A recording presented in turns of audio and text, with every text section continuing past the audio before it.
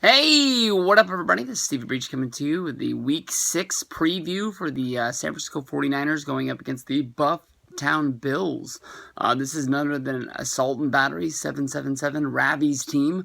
It's been a few years. I want to guess that it was probably around 2012, the last time the Bills and the 49ers played, and me and Ravi made a bet that the losing team would have to stay off of YouTube for 2 weeks. And Ravi was gone. He tipped his hat and he was gone for about a week and a half. And he came back early to make that YouTube cash. So the commissioner, Gemini, had to step in. I believe he fined Ravi $100,000 at the time. So this is a big game with some YWC implications. Buffalo is rolling into this game. They're a pretty good team. I mean, honestly, when it comes down to it, they started off on a slow skid. They lost to the Ravens. They lost to the Jets. I believe after that game is when they fired their offensive coordinator, and just the Ryan brothers took over, and they've been pushing in the right direction. Since then, they beat the Arizona Cardinals, a team that is struggling this season, but is coming off of a lot of success. I believe they won the NFC West last year. Had a lot of people thinking that if Carson Palmer could lead this team again, they would find their way into the Super Bowl. They came back and beat everybody's favorite New England Patriots.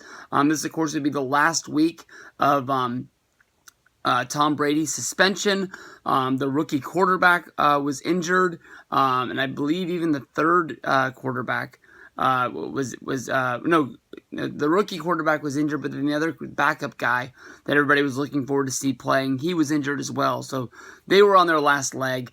Brady came back last week, and he was dynamite against the Browns. So that is what it is. But then again, they beat the Rams. The Rams have been a pretty good team this year, minus week 1, opening up the season on Monday Night Football against the 49ers.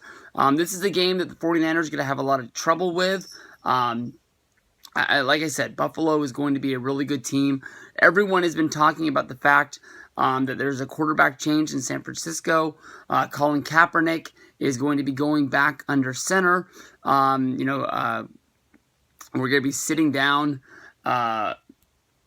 I don't want to say that he was a bust here in San Francisco. I want to say that, last year and even the beginning of this season, we found some success, using the guy, and it didn't work out. He's a good quarterback. He's not a great quarterback. If he found himself on the right team, I think that he could find a way to move the football and win, but he's won 9 games out of 41 starts in the NFL. That's really not a good number to have.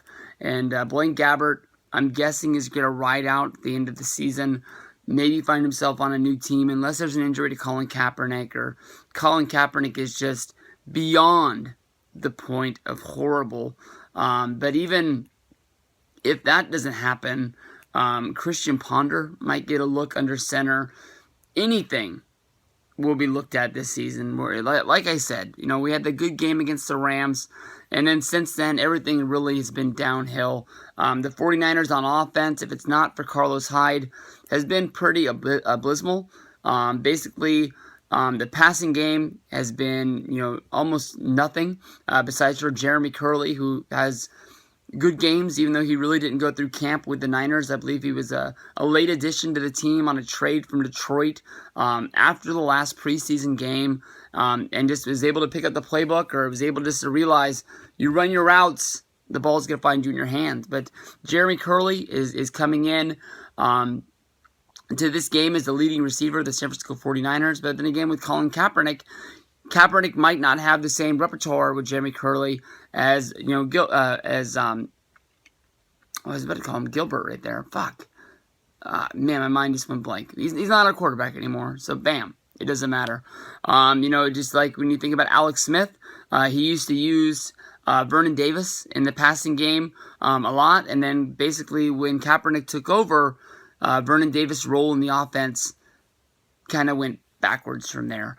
The 49ers got to keep rushing the football. When you look at the rushing of The Buffalo Bills are one of the leading teams in the NFL.